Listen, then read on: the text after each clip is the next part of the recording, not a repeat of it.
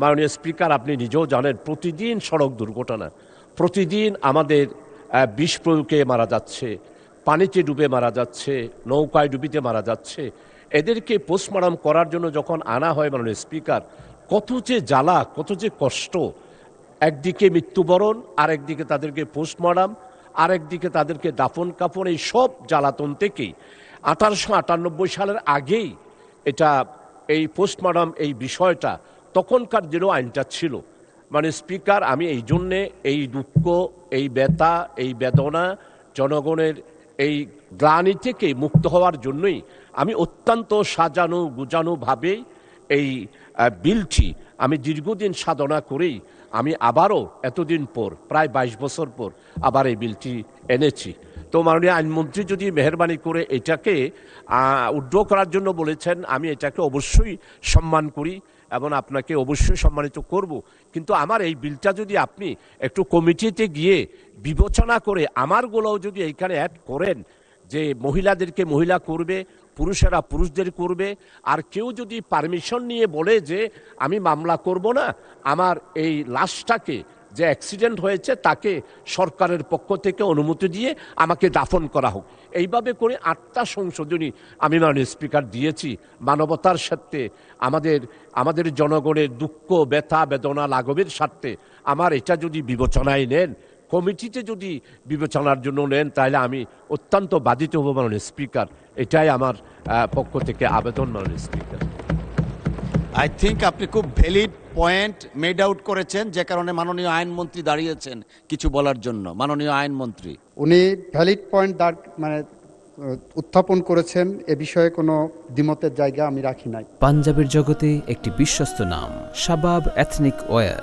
আমরা যেটা বলতে চাচ্ছি, উনি যে প্রশ্নটা এনেছেন এটা বর্তমানে প্র্যাকটিস আকারে ওইভাবেই চলে। মহিলা ডেড বডিকে অটোপসি করা হয় যখন, পোস্টমর্টেম করা হয় যখন, তখন সেই সম্মানটা দিয়েই করা হয়, মহিলা ডাক্তার দিয়েই করা হয়। হাজতখানায় গেলে মহিলা পুলিশ দিয়ে ডিল করা হচ্ছে, এটা আমাদের প্র্যাকটিসের পার্ট করা হয়েছে। এবং আমাদের মাননীয় সাবেক প্রধানমন্ত্রী বেগম খালেদা জিয়া বলেছিলেন আপনার কাছে, যেটা অ্যাডমিনিস্ট্রেটিভ অর্ডারে করা হয়েছে, তখন থেকে এটা অ্যাডমিনিস্ট্রেটিভ অর্ডারে চলছে। এবং আপনি 22 বছর যখন অপেক্ষা করেছেন, আর কিছুদিন অপেক্ষা করেন, কারণ আমাদের 30শে জুনের দেখেন, আমরা লিখিতভাবে মাননীয় স্পিকারকে অবহিত করেছি যে এটা আমাদের বিবেচনায় নিয়েছি, এর সাথে আরও কিছু সিআরপিসির অ্যামেন্ডমেন্ট সহ আমরা একসাথে উপস্থাপন করব এবং আপনার এইটাকে হুবহু এভাবে আনার চেষ্টা করব। সুতরাং আপনি বিলটা প্রত্যাহার করলে আমরা প্রতিশ্রুতিবদ্ধ থাকছি, এই সংসদ আশা করি সেটা বিবেচনা করবেন। আপনাকে ধন্যবাদ। ধন্যবাদ মাননীয় আইনমন্ত্রী। মাননীয় সদস্য, মাননীয় বিরোধী দলীয় নেতা। ধন্যবাদ মাননীয় মন্ত্রীকে, উনি যেটা বলেছেন প্র্যাকটিসে আসলে নাই। এটা মহিলাদের ব্যাপারটা মহিলাদেরকে দিয়ে অ্যাসার্ট করা এটা সম্ভব হয়নি এখনো, এটা খুবই জরুরি।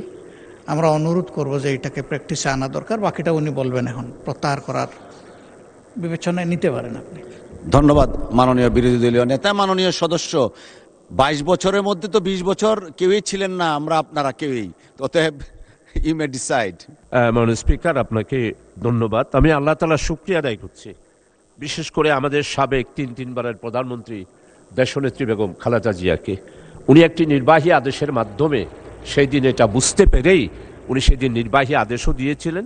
এটা এখনও কার্যকর আছে, হয়তো যেখানে মহিলা ডাক্তার নাই সেখানে অসুবিধা হয়, কিন্তু সম্মানটা করা হয়। আমি চট্টগ্রামের পোস্টমর্টম মর্গের মধ্যে আমি 2-3 বার প্রায় প্রতি মাসেই গিয়ে সফর করি। এগুলো প্র্যাকটিসের মধ্যে আসে, কিন্তু মহিলা ডাক্তার নাই বলে কিছু অসুবিধা হয়। আমাদের মাননীয় বিরোধী দলের নেতা এবং আমাদের আমির জনাব ডক্টর শফিক সাহেব যথার্থই বলেছেন যে প্রত্যেক জায়গার এটার কার্যকরী নাই। আমি আমাদের মাননীয় মন্ত্রীর আশ্বাসের পরিপ্রেক্ষিতে এবং আমার মনে হয় আমার এই বিলের ব্যাপারে আজকে সারা জাতি এই বক্তব্যটা শুনছেন, আমাদের আইনমন্ত্রী মহোদয়ের বক্তব্য শুনেছেন, আমরা সবাই এটার প্রয়োজনীয়তা উপলব্ধি করছি। সেটার পরিপ্রেক্ষিতে যিনি যে আশ্বাসটা দিয়েছেন আমার বিলটাও অ্যাকোমোডেট করবেন, সেটার পরিপ্রেক্ষিতে আমি ওনার আশ্বাসের পরিপ্রেক্ষিতে আমি আমার এই বিলটা প্রত্যাহার করে নিচ্ছি। মাননীয় স্পিকার, আপনাকে অসংখ্য ধন্যবাদ।